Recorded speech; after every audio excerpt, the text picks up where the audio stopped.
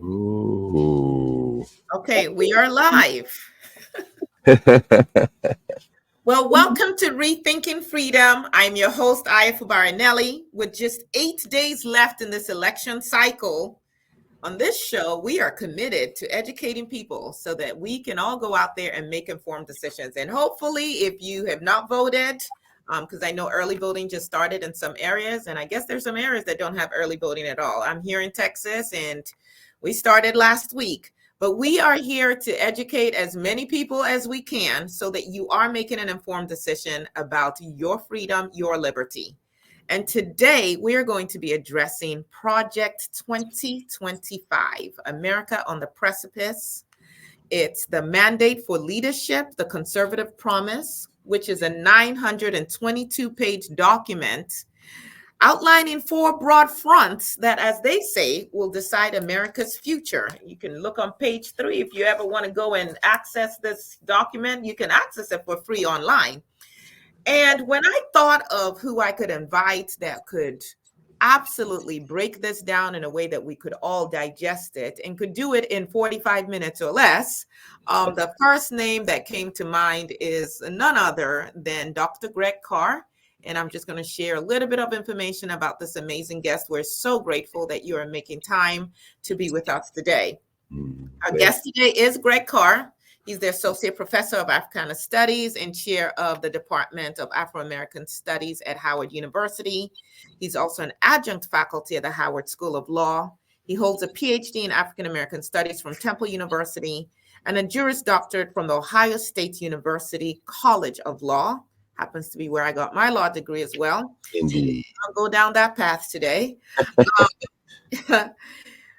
He's the School District of Philadelphia's first resident scholar on race and culture.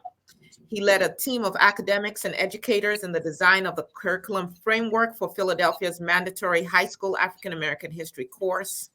These materials are the first to approach African American history using an Africana studies methodology.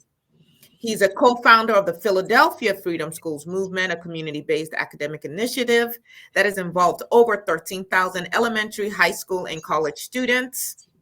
I could go on. I'm just going to Please highlight. don't.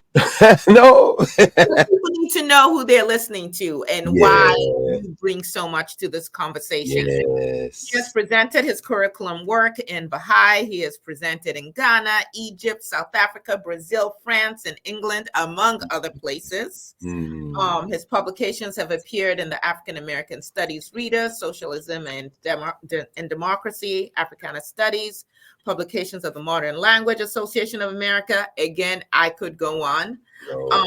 He is the vice president of the Association for the Study of Classical African Civilizations, member of the National Council for Black Studies, has been named Professor of the Year 3 times by the Howard University Student Association, the College of Arts and Sciences Student Council, and the College of Arts and Sciences Honors Association.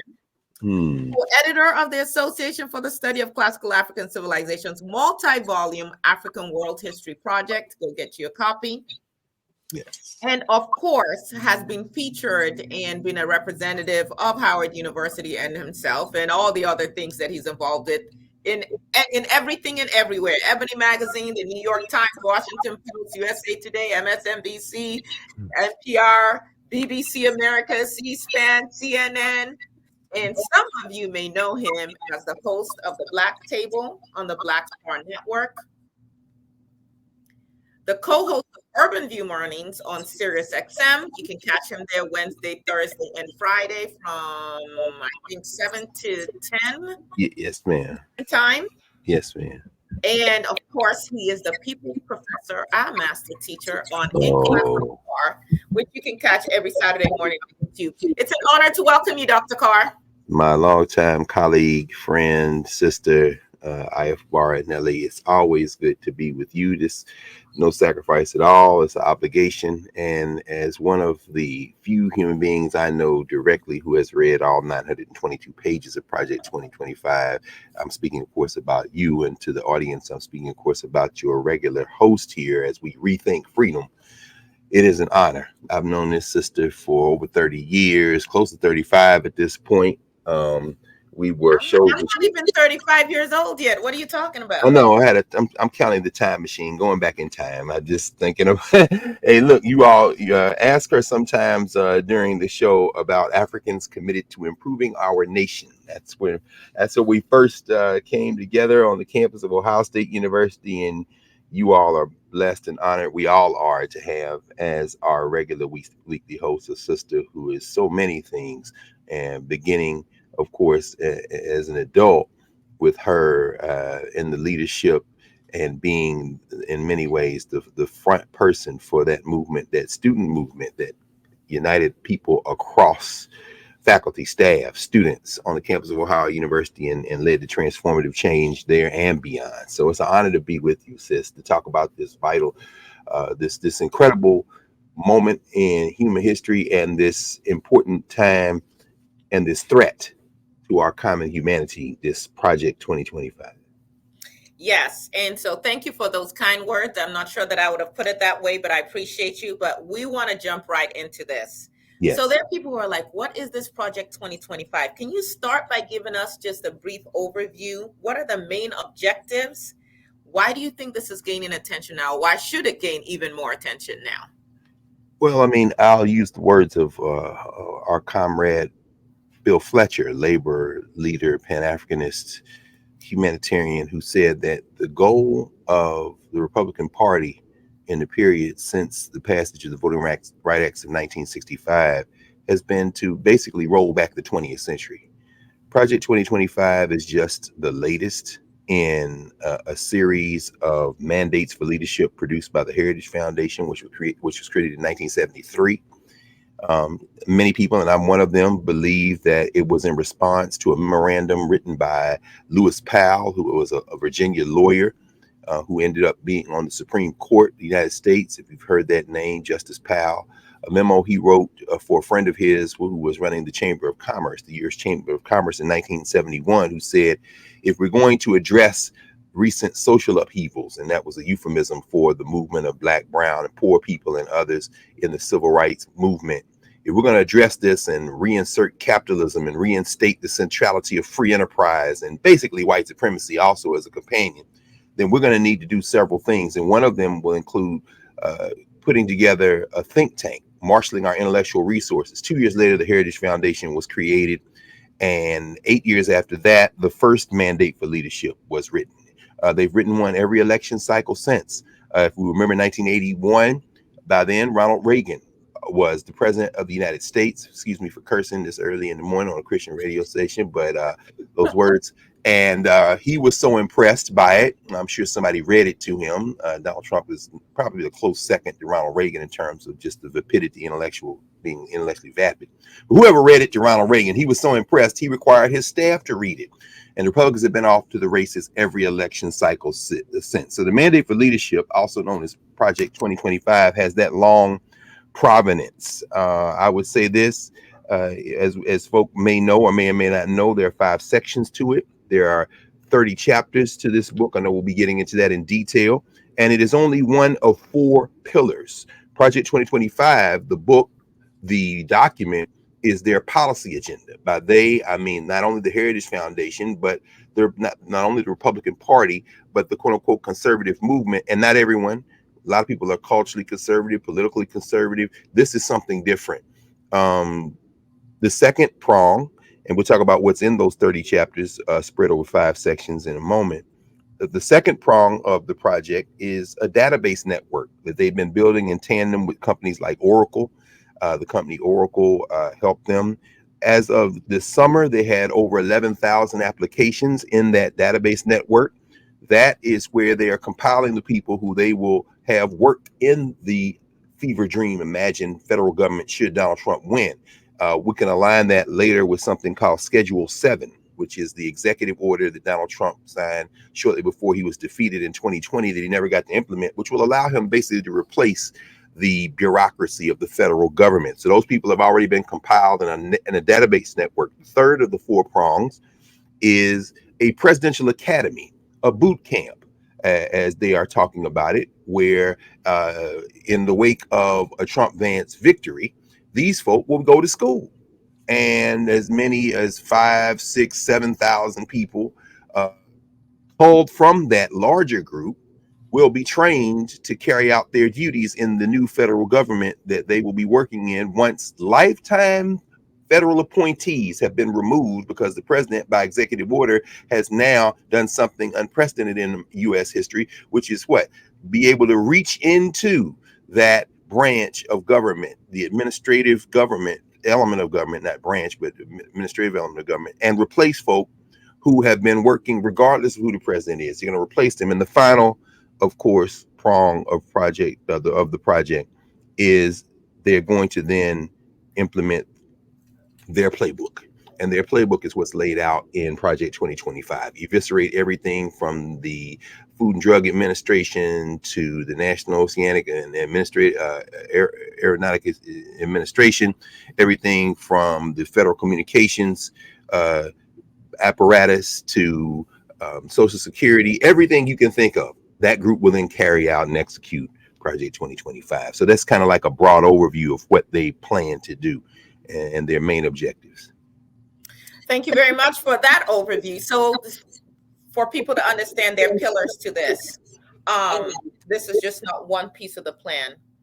So as we look at what they've put together here, first of all, there are people who are saying it's just a document. It's not a big deal. Why are we making a big deal out of it? And I would point them to the introduction where they tell us we've done this before. And under Reagan, the policies that we outlined, he implemented over 60% of them, according to them. That's right.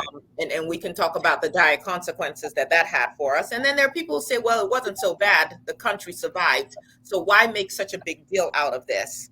So in your estimation, as you know, given your background both as a law professor, but also in the work that you do in Africana studies also, what are some of the most concerning aspects of Project 2025 in terms of their potential impact on our freedom and the democratic process as it has been sold to us anyway? It's a good question, and I hope the two of us can have some dialogue. As I said, you've poured over this document, you've been Yes. talking about it, and I would ask you that same question. I'll just take the lead at this moment, and the opportunity, since you pointed it out, and for folks who want to now download the document, read over the document for yourself. And by the way, was this your experience? If there was a time that when you went on the website of the Heritage Foundation, you didn't have to register anything. You could go directly and click it and download it. I know you did that. And then you had she literally printed it out and bound it. So she has a physical copy. Yes, indeed. She's holding it up now for those watching the back. I have a physical copy too. It took me a while to find a copy here in Washington, D.C. area, which I thought it would be easy to procure one, but I finally tracked down a physical copy myself. But now if you go on the website, as a threshold, they're asking you to register. They want your information. Yeah, how do you read that? How do you read that? Well, because you didn't do that before. That's you remember, because you did it before that. Now you go on, they make you put in your name, so it's just but they're gathering information. Gathering information? Given the world that we live in now and how the United States is shaping up, I'm thinking of it along the same lines as, I think it was in North Carolina, where a sheriff said, hey, gather up the names of all the people who have Harris Walz signs in their yards, and we're going to take care of them later. That's right. And so I'm glad that I downloaded, and they probably still have a way to track it too, but I'm glad that I downloaded before they started requesting that information. And that's also one of the reasons why I did not want to buy the book from their site. I downloaded it and then paid to print it out for myself. But I think they're collecting this information, and they're going to track who are these people. And if you're not MAGA, and now according to Elon Musk, it's not just MAGA, it's dark MAGA. Yeah. And these, attempts of Donald Trump, and let me rephrase, his attempts to distance himself from Project 2025, even though from the campaign stumping speeches he's making, he's embracing almost everything that is listed out here in this document, is very concerning. I would say that there's so many there. Let me just say that this is an evil document. And Hmm. I'll say that for so many reasons. There is Amen. not a human being that's listening to this right now who lives in the United States of America, and many who don't, who will not be impacted negatively by this document. Should all these policies in here be implemented? Whether we talk about women's reproductive rights and the fact that they are going to start tracking your menstrual cycles. Mm. So women, any of you who maybe you're for yourself, you have downloaded those menstrual strike cycle trackers, or your ovulation calendar and all of that, or whether it's information you're sharing with your physicians, all of that information will now be collected in a database. That's right. And the question is, for what reason? So some of you used to watch Handmaid's Tale. I'm telling you, that thing may not be so far fetched after all. That's right. So in terms of reproductive rights, they are, as they said, concerned about restoring the family as the centerpiece of American life and protect our children. But the That's right. question is, what do they mean by that? It's Yes. pretty much, we want women, and this is no exaggeration, stay home because we're going to end universal child care. It's Yes. going to be home-based health child care. You stay home, let the man go get the bacon, so to speak, have the babies. If you're raped, incest, whatever, they have made it clear that they're not stopping at the Dobbs decision. They're coming for contraception. That's right. So you have no autonomy over whether you want to get pregnant or not. Meanwhile, as Kamala Harris has pointed out, there are zero laws or policies being proposed to control men and their bodies. But you also have the issue of DEI. They are basically saying, and this for federal workers, any of you have family members who are federal workers, they are saying if you so much as attended any training on DEI, quote unquote, white privilege, so on and so forth, if Donald Trump comes back into power, what they're going to do is that alone is the basis for them to fire you. Yes. And that absolutely they are going to replace all of these long-term workers who were not, it was not a party affiliation, it was not about politics. They're going to replace them with people who are sworn to do what the executive wants, what Donald Trump wants, not what the Constitution says. That's right. And if you say, well, no, that can't happen in America and so on and so forth, they're also proposing to do away with the Whistleblower Act. Yes. So if you're in these places and you find out that something diabolical is happening and you blow the whistle, you will be taken care of. The DOJ will be, the Department of Justice will be weaponized and will basically be used to come against anybody and any entity that does not line up with what the president, and they're hoping it will be Trump, will do. So I'm just going to stop there and give you a chance. What other things have you seen in here? That's very, and thank you for that. This is the conversation that everyone should be having in terms of a practical step. And I know that you've done workshops, you've done presentations, you've been in dialogue, not only in formal settings, but informally with folks, churchgoers, folk working on the weekends. Now that we are at election day, every day between now and November the 5th is election day. November 5th is simply the last day you can vote, as millions of people have already voted in this country, and hopefully everyone will vote by November the 5th, so that by the time these harassers who have been hired to the tune of over 200,000 people in this country show up at polls across the country to harass people, these quote unquote poll watchers have been recruited. When they show up on November the 5th, they'll be like, where's everybody? Oh no, I voted on the 28th of October. I didn't wait until November the 5th, so I've had to come down here and have to threaten losing my religion because you pushed over an elder or threatened an 18-year-old at the polls for having a bottle of water. We're not going to do that. But I know that you've been in constant dialogue with people around this project. So thank you for giving flesh not only to some of the most dire elements in this large document, but also the implications, the real world implications for folk who are employees. I mean, whether you're working for the Department of Justice or Health and Human Services or the Environmental Protection Agency, which is huge, of course. They're in Texas. We know that Elon Musk, who has moved his base of operations from California to Texas because Texas is more friendly to his ridiculous plans, killing endangered species down there as he launches his rockets into the atmosphere from the SpaceX headquarters, and suppressing the wages of the folk who work on that base, and damn their health. So if you're in the Department of Labor or the National Labor Relations Board, or anybody who works for a living who needs the protections of collective bargaining and organized labor, you already know in Texas what it looks like to live in a state that they proudly proclaim from their tiny chests in many ways is right to work, meaning what? You can't organize. We're going to come. Well, the federal protections that allow you to still have some protections for working folk, everything from wages to hours and overtime. We even kiss that goodbye in terms of federal protections. If you read Project 2025, Jonathan Berry's chapter 18 in section 3, Department of Labor and related agencies. And that allows me then to say in response to some of the things you've already lined out in response to the question of, what are some of the impacts of Project 2025?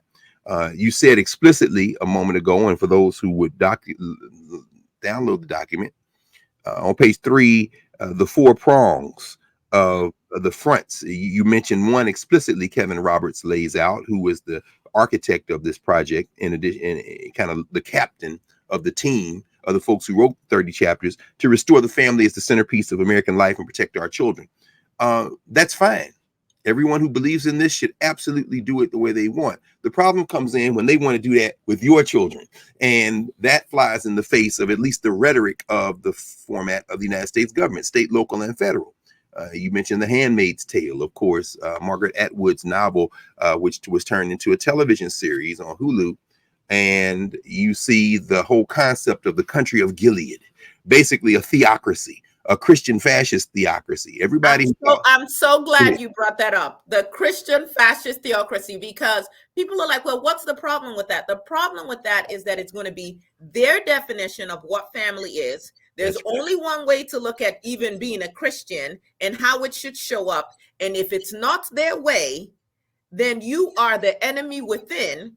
And if you've been listening to if you've been listening to the Republican candidate for the U.S. presidency and what they're saying about the enemy within, basically you can take Hitler's words and put them side by side with what Donald Trump and many in the Republican Party are saying, and then those who are being quiet and still supporting this, you can take those words side by side, and it's like we are replaying and marching towards the very thing that brought about the extinction of over 6 million Jews and many others harmed as well.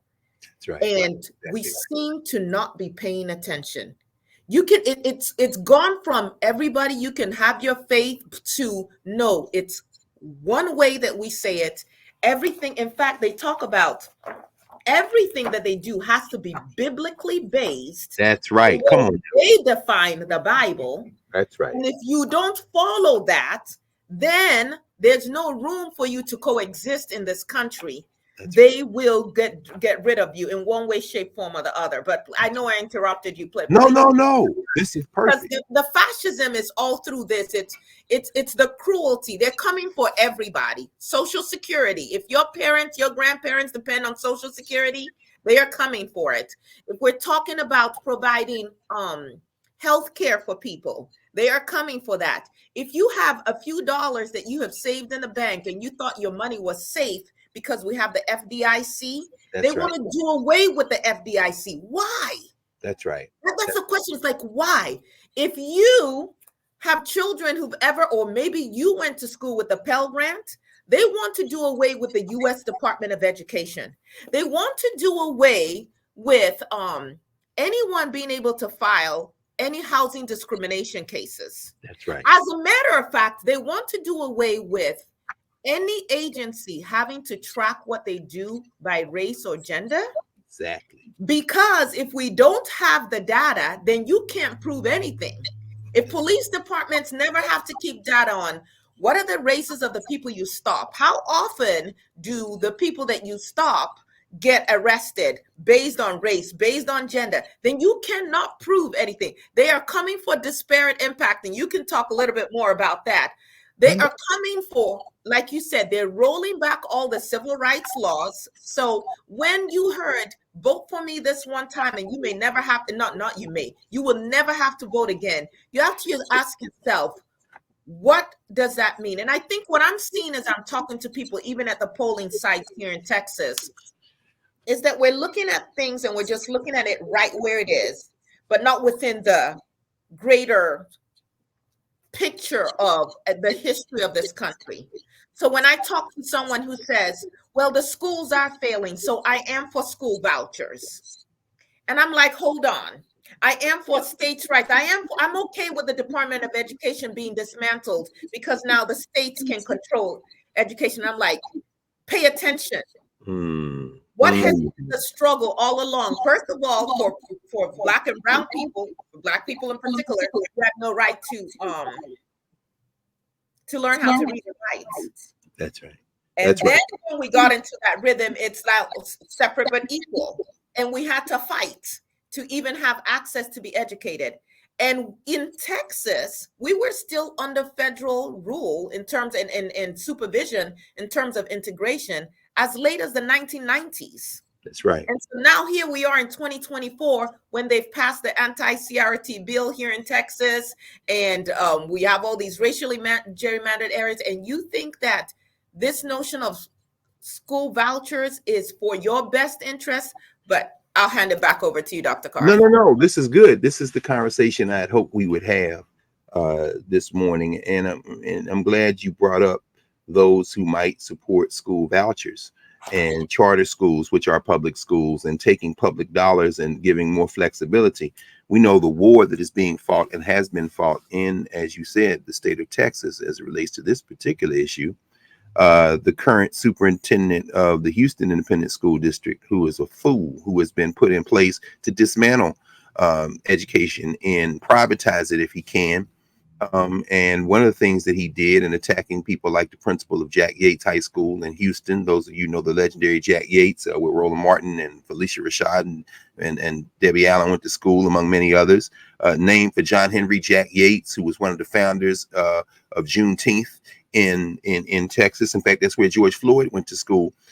He's closing schools. They're eliminating libraries in that school district. What we see in Texas is a preview of what is going on. They're banning books, eliminating libraries, and turning the libraries into detention centers for the kids. Literally, and anybody doesn't think that's true, a couple of keystrokes will reveal to you that is not an overstatement. That is exactly what they are doing. And I'm glad you raised that, because we both remember, of course, having went to the same law school, Ohio State University School of Law, where we learned the 1973 case that came out of Texas, the San Antonio case.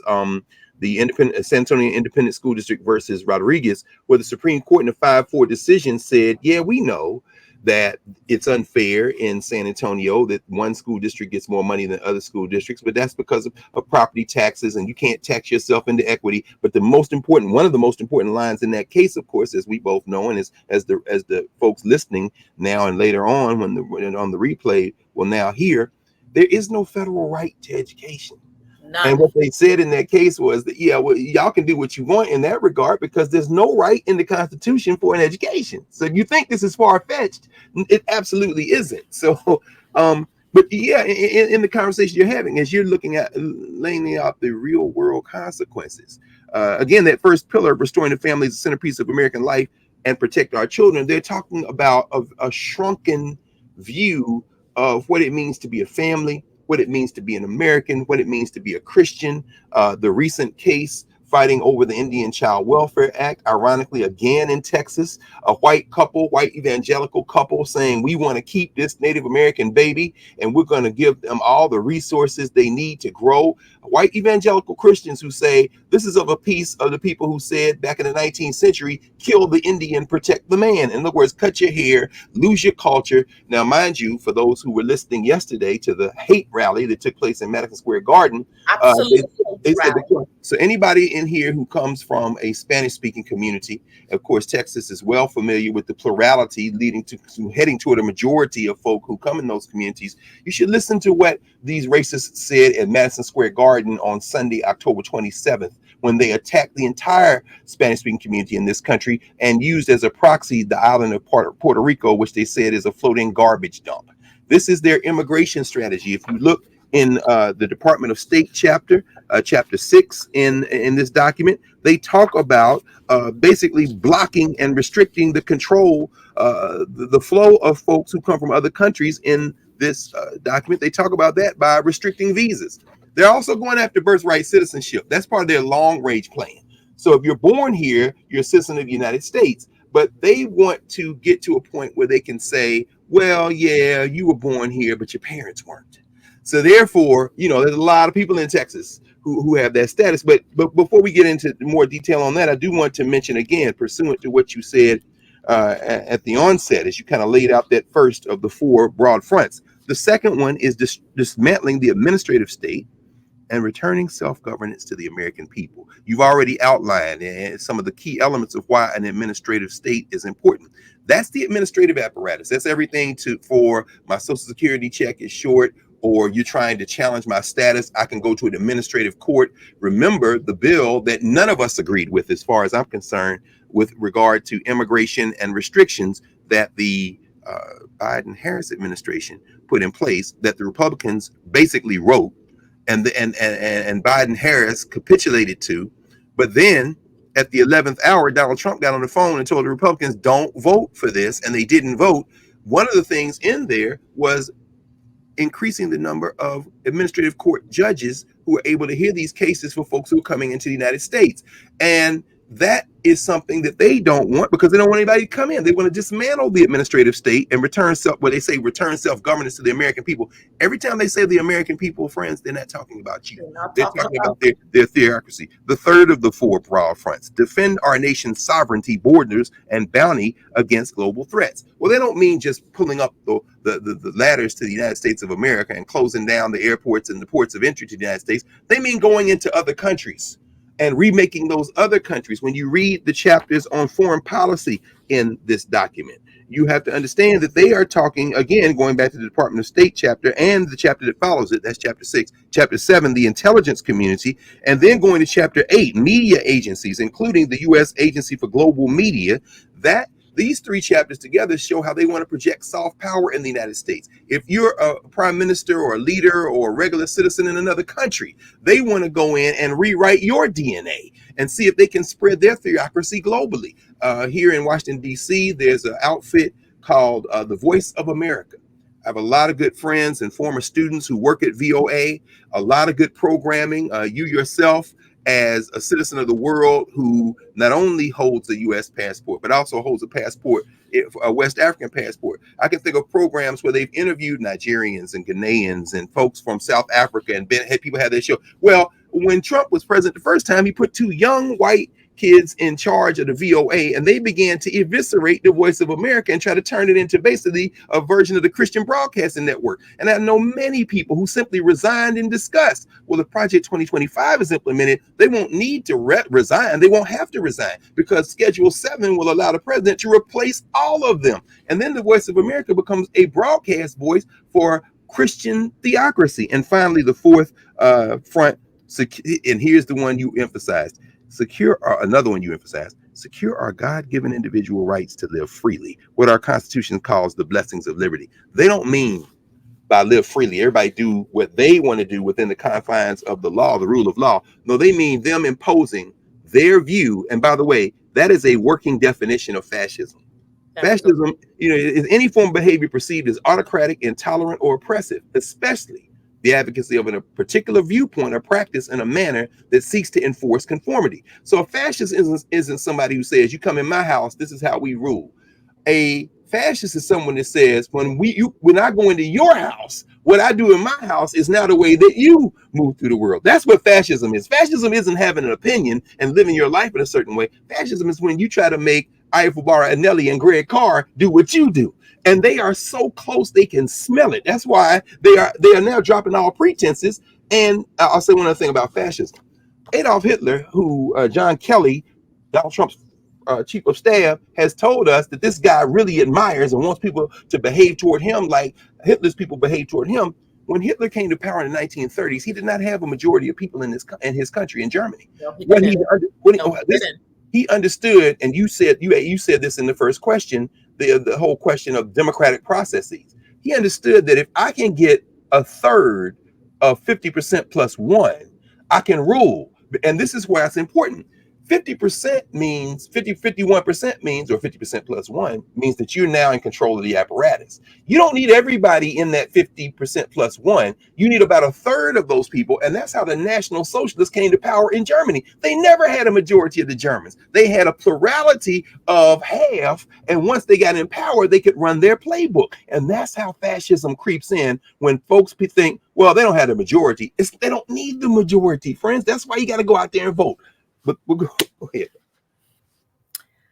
That again, I just appreciate you again taking time and breaking this down in the way that you are. That I think there's been so much, as they say, alternative facts, misinformation, disinformation, that when you're telling people things, it's almost like, well, what's your agenda? And show me, verse and whatever. Where did you get that from? And then even when you show that this cognitive dissonances, well, maybe you're interpreting it differently. And I'm telling people, pay attention to history. That's right. Pay attention to history. When a candidate is evoking 1798, make America great again. And by the way, Adolf Hitler had make Germany great again, in case people didn't know that. That's right. Really where that phrase came from. In fact, before you go, let's interject that when Ronald Reagan said that, launching his presidential campaign from Philadelphia, Mississippi, where they found the bodies of Andrew Goodman, Mickey Schwerner, and James Chaney during Freedom Summer 1964, he went there with the Make America Again slogan, as you've told your listeners before, I'm sure, and as many of us know, he was basically replying and responding to the rise of people who had been oppressed during the civil rights movement. In other words, we want to restore a time when we had these people under control. Hitler was responding, of course, to World War I and the defeat of Germany and what he called the humiliation of Germany in World War I. And that's how he could seize upon the imagination of the German people in enough numbers to get that majority. And what Donald Trump is doing, riding the booster rocket, as you said, as Kevin Roberts, who, by the way, Kevin Roberts, the leader of this Project 2025, PhD, the University of Texas, Austin, wrote his dissertation under the supervision of some major scholars, including a brother that we both have a great deal of respect for, the great Toyin Falola, the Africanist, the Nigerian scholar who is at the University of Texas, Austin. Dr. Kevin Roberts, the leader of this Project 2025 at the Heritage Foundation, the name of his dissertation was Slaves and Slavery in Louisiana, the Evolution of Atlantic World Identities, 1791 to 1831. He begins his dissertation with the Haitian Revolution, ends it with the Nat Turner Rebellion. Basically, what he's saying is our values as Americans require us, and this is why he wanted to study that, to assimilate into a culture that moves away from the various cultures that Africans brought into the United States. Mind you, he's doing that in a context that will preview how he approaches this work. So if you're out there thinking that, well, these racists, they don't know us, if they knew more about us, no, this guy knows more about African people than most people listening to this conversation does in terms of African history. It's not that he doesn't know, he rejects the idea of us living our lives as free, autonomous people. But I wanted to interject that because when you reminded us of how Hitler made this Make Germany Great Again, and then how Reagan makes this Make America Great Again, and how Trump makes this Make America Great Again piece of the spine of their project, what they are saying is we want to return to a time when all of these people who don't fit our worldview were subject either to our direct oppression or indirectly to being shaped to our common purpose. So that means that there are people who support this project, who support this political project, who don't look like Kevin Roberts. There are several in Texas. Shout out to Wesley Hunt, Congressman Wesley Hunt, who is a theocrat. There are people who don't look like the people who are in this project. Set aside his skin color. Let's talk to a man who is of Latino heritage. That would be Rafael Cruz, who is a United States Senator. There are people who come from different backgrounds who support this. Who's actually going to be in my neck of the woods later this week. Oh, so you're going to have him on Rethinking Freedom. Good. So we can look forward. No, he would not accept that invitation. Actually. No, he's a spineless coward. No question. I might see him out in the streets. We'll see. Oh, I hope you don't see him out in the streets, Professor Anelli, because we all know what would happen. He would run like the scared rat he is. But I just wanted to interject that as you laid out this trajectory as it relates to the threat to our freedoms and democratic processes. Let me read a little bit from there's so much, and again, we only have a little bit of time to get through this. I wish we could take questions. I'd see some of you in on Oh, YouTube. We might take one or two questions. Go ahead, post a question. If we can get to it, we will. But let me read. This is from page 173. They're talking about the Department of State, and he says, exert leverage during the confirmation process. Notwithstanding the challenges and slowness of the modern U.S. Senate confirmation process, the next president can exert leverage on the Senate if he or she is willing to place State Department appointees directly into those roles pending confirmation. Doing so would both ensure that the department has immediate senior political leadership and would force the Senate to act on the nominees' appointments instead of being allowed to engage in tactics that cripple the State Department. But what they're saying here is really, we understand that there is supposed to be a process of vetting and then voting on these people. And then both parties can play some games with this. But basically what we're going to say is we have these 11,000 resumes already. We already know who we want in these positions. And we're just going to say day one, as soon as you say, so help me God, sign the executive orders, whatever, put these people in as acting and circumvent the system. So for those of you who are like, well, we have rules in place, we have institutions, we can hold up against this. I want you to understand what's coming.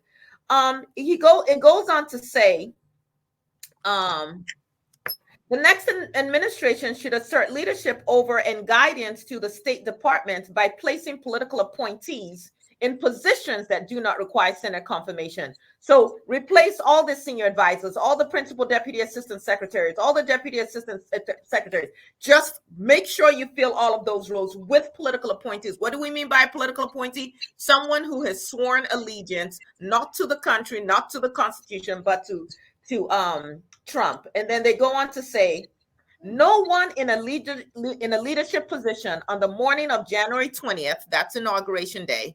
So if you were in a leadership position the morning of January 20th in the federal government, no one should hold that position at the end of the day. And it goes on. But Dr. Carr, can you speak a little bit as well to the whole DEI part of this? no, go ahead. Yeah, I was just going to say, ironically, looking at the hate rally yesterday in New York, clips from it, another guy who spent some time in Texas, a man who is one of the advanced DEI hires of the last generation, a guy we know as Dr. Phil. Dr. Phil was on that stage yesterday in New York City. And Wait a second, the Dr. Phil that Oprah helped. Yeah, exactly. Exactly. Now, I guess Oprah, no smoke. I'm just saying the facts. All the smoke, to borrow from the now hot podcast. Again, glad to see. Listen, and I didn't say this at the onset. I should have said this. Congratulations on launching Rethinking Freedom this month, and also to Prosperity Broadcasting. You got a real one now with Ifa Baranelli. And thank you for reminding me. Those of you on social media, spread the word. I've now pulled up my YouTube channel. I see a lot of familiar faces in here. I just put it out on X while we still have it. That's one of the places I see a lot of folks who are subscribers in the platform Nubia, who are in class. I see our brother Adesoje. I see Sister Karen, Baba Oz. So in other words, it's international already. I'm saying all that as a prelude now because as this is blasted out all over, one of the important steps we can take is to inform ourselves, and the best way we do that is in community. So I just wanted to say that in very quickly before going to the larger conversation that you just sparked as it relates to this threat to our civil liberties, our so-called civil liberties and freedoms.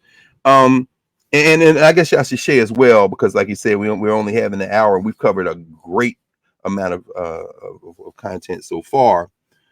That those 30 chapters in Project 2025 are broken down into 5 sections.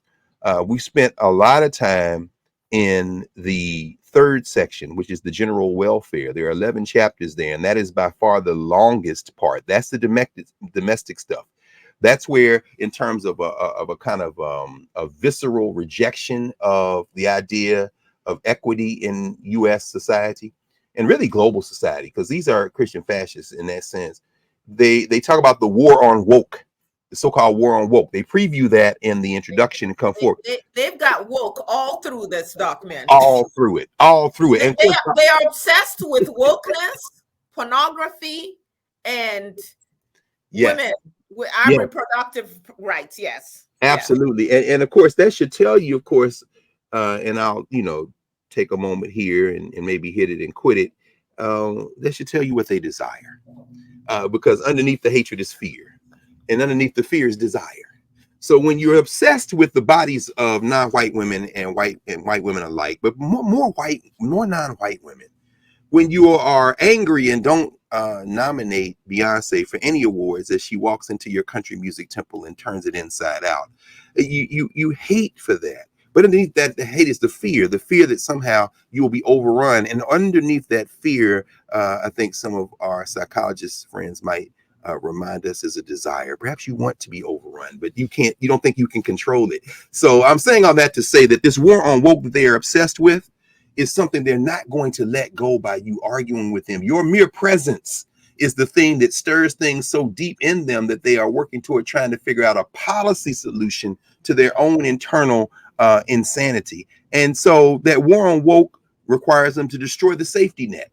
As you mentioned, everything from Social Security to benefits, any forms. And it's not just about contraception or ability to terminate a pregnancy. It's about women's bodies and health. Pap smears, the ability to go to a doctor at all, which I don't have the money to go to a doctor. Well, you should go to your church and pray that they'll give you some money, because we're going to destroy the social safety net. Of course, education, as we've talked about in that third section on the general welfare, they are obsessed with critical race theory, which both of us know, having studied the law, that is not taught beyond law schools. Even those in education and those in history who use critical race theory as a trope really are doing an extension of what critical race theory was designed to do, which is to reimagine the law in a very real sense. But they are obsessed with that. They are talking about adoption, as you said. So it isn't just a registry when you get pregnant, it's a registry of how adoption works as well. So, they want to take children. If you're going to have a child, what are you going to do with the child? Well, again, going back to that Texas case, which came in the wake of adoptive couple versus baby girl, which is the South Carolina case on the Indian Child Welfare Act. What can we do to make sure that if you do have children, we can indoctrinate them the way that we want them indoctrinated? And then finally, as I said, the 5 sections, taking the reins of government, 3 chapters, which is the broad overview. They want to consolidate power and engage in the purge. We've talked about getting rid of those jobs in the federal,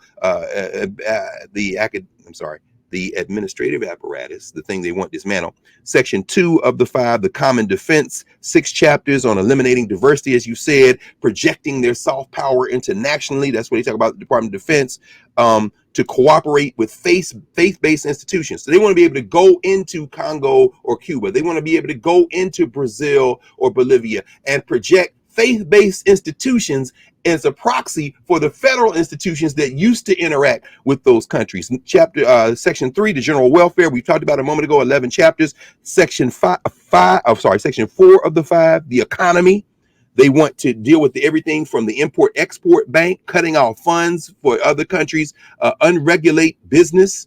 So they look at the Chevron defense they just kicked the teeth out of. If you read Section 5 on the economy, they want to make it impossible. Think if you're in Louisiana listening to this or watching this, and you think about environmental racism and chemical and oil spills. Well, they don't want the federal government to come in and have to deal with brownfields no, you're just going to suffer and get cancer and die in cancer. People say, well, we're already doing that. And the Democrats, no. Yes, the Democrats have a lot of ways to go. Problematic. Nobody's here saying, oh yeah, no, but both parties aren't the same. This is different. There is an environmental protection agency led by a Black woman under the Obama administration. There won't be an environmental protection agency. And then finally, independent regulatory agencies, which goes right into that. The last section, Section 5, 4 chapters, they want to take oversight of your lives. And they're not trying to get the government out of your lives.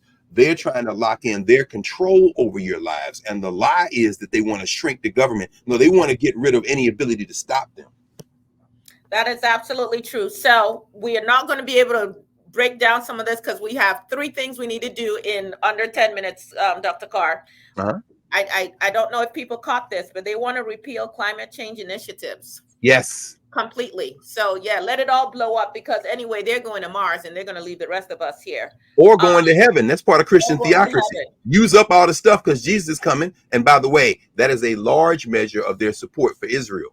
Let's be very clear. It isn't our common humanity. It's that they think that this is the next step toward the coming of the Antichrist and then the rapture. So let's be very clear about this. This is Christian theocracy, not Christianity. And when I talk about the evil, how evil this document is, and you should just ask yourself why. One of the initiatives is they want to end the Biden administration property appraisal and valuation equity policy. In other words, you guys have heard this where Black people, you will try to sell their house, they get it appraised, and it appraises for like $100,000 or $150,000 less than what it's worth. If they get a white neighbor or a friend to come and stand in as though it's their house and they take all their Black pictures off the wall, that same house is appraised at much higher. We know how that affects generational wealth and so on and so forth. But at any rate, Biden's administration put in a policy where appraisers have to abide by certain rules so that they try to curb this. They want to get rid of that. But Dr. Carr, we have a question from someone in the audience, and they asked, and then you got like 2 minutes, less than 2 minutes on that one, and then I have two more questions for you here. Okay. They asked, how does Project 2025 uphold U.S. hegemony in the world? Well, I think that, and we're going to do speed questions. We can get them all in. Again, I think that that section 2, the common defense, lays it out, projecting U.S. power. But by U.S. power, they mean the theocracy power. So they want to come in. They already want to deal and control women's bodies outside the United States through the notion of aid. So we all know the Hyde Amendment. We all know the notion that you can't fund anything that contains what they would say is resources for abortions. No, that's women's health care. Think everything from malaria prevention apparatuses, anywhere where that little mosquito is a problem, clean drinking water. They want to tie your tax dollars, to the degree that they're going to be used outside the United States, to controlling other people through a theocracy. So that is the broad sense, projecting what used to be called soft power. Joseph Nye and them would refer to that. The other thing we have to talk about is the invasion of other countries. We know the United States under both parties is basically very similar when it comes to foreign policy. Well, imagine now, yes, they're supporting under the Biden Harris administration, they are supporting the arms that are arming folks in Israel as they kill folks in occupied Palestine. Imagine under a Trump-Vance presidency, pursuant to the agenda of Project 2025, not only not stopping that bombing, but intensifying it. And then imagine, because there are no regulatory frameworks in place anymore, now that you've killed all the human beings, the son-in-law of the president, as he got in bed with the Saudis in the first term, now all the condos go up where children used to play in occupied Gaza. And now you're like, what happened? Oh, no. Read Project 2025. This is the playbook. This is the playbook. Okay. So next question, you got a minute on this one. No, actually. Yeah, that's fine. Let's do it like that. You've got no, because it's an important question.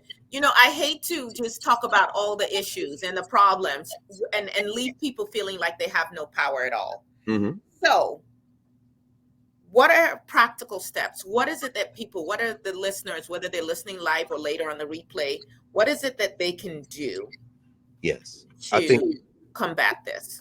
Very, very simply, the first thing folks can do who are registered, who are eligible, is VOTE. You can stop this from getting one step closer to implementation by being empowered. You can vote.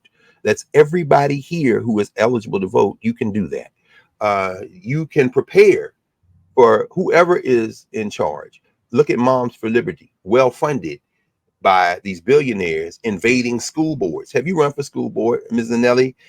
Those of us who know you know that you are perpetually involved in very local, hyper local, as some people call it, politics, school boards, commissions, everything. You're looking at everything from should a traffic light or a stop sign be here to who is showing up at this meeting trying to pull Toni Morrison out of this high school curriculum. You have vast experience with all of that. That's not a Washington, D.C. conversation. That is a local community. So you can get involved right now with that. Vote. Can I Yeah, interject right please. here in the Killeen, Central Texas area? We need volunteers to be poll greeters. People are nervous about going to vote. We just greet them. We hand out pamphlets, information, sometimes water. Sometimes we're letting the election workers know there's someone out here in a walker or whatever. Can you please assist them? Sometimes we're telling old elderly citizens, you can go back into your car and go through curbside voting because they weren't aware it existed.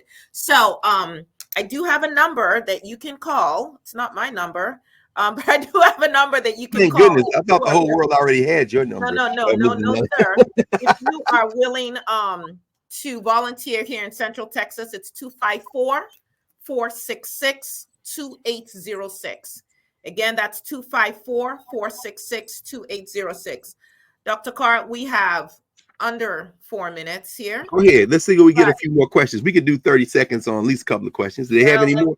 let me see if I have any more questions that I I, can pull I really I pulled up quickly. the YouTube. I see Karen L says, "What's the legal?"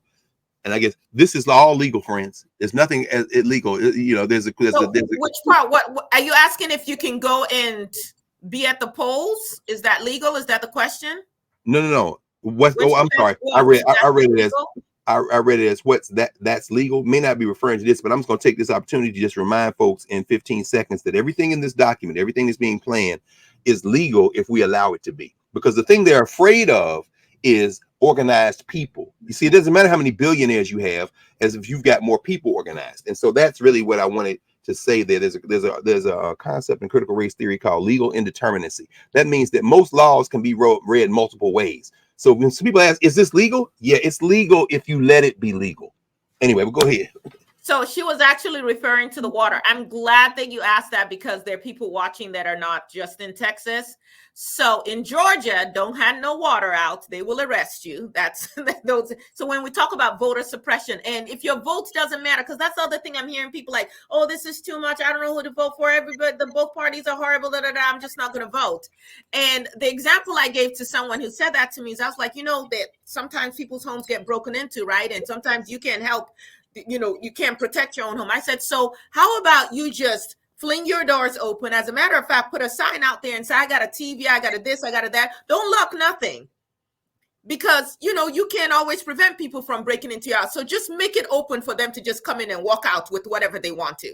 Does that make sense to you? It's like, no. I said, exactly. So why would you, at a time when you understand that every right that you have right now, you had to fight for, and most of them we got through the ballot box, would you now abdicate all power and just say, you know what, I know people, when people say, I don't do politics, I was like, oh, well, but politics is doing you from before you're born now to after you die. I do estate planning. Even after you die, the laws are coming after your estate. That's so right. How do you not do politics? That's right. So, Lydia Martinez in San Antonio, the grandmother that the Attorney General of Texas, Ken Paxton, sent his shock troops in to tear up and look through her underwear and everything because she was working with the League of United Latin American Citizens, LULAC. Very important. 10 seconds. I know we got time to go. It's time to go. But I see our brother Adesoje in the chat asks about Trump proofing. That's what places like California, New Jersey, and New York are doing.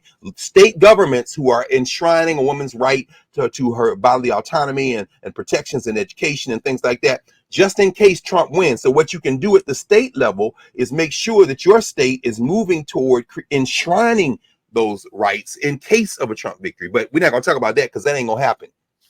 All right. So Dr. Carr, you got 10 seconds on this one. I ask all my guests this question. So this show is about rethinking freedom. How would you define freedom? I think the United States of America has to be fundamentally renegotiated. The world does.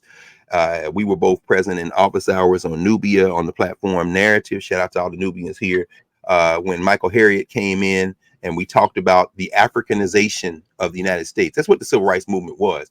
There was a time when you could leave your doors open in this country because you knew community. We have to rethink how we deal with each other, and we have to do it from our common humanity. And we have precedent for that in the entirety of world history before we entered this criminal enterprise called United States of America. And during our time here, these 300 plus years, we know that we held on to our humanity, and that's the only reason we're here to having this conversation. So to rethink freedom, again, congratulations to the channel, the network, to the launch. This is so important.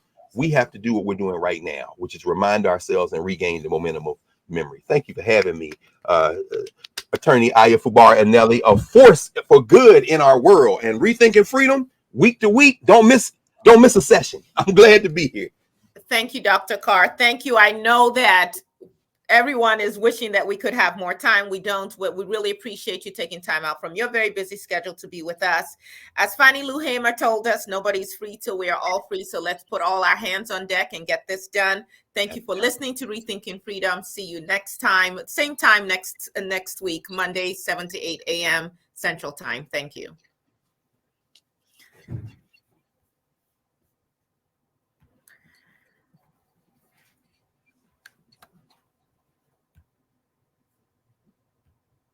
All right. I think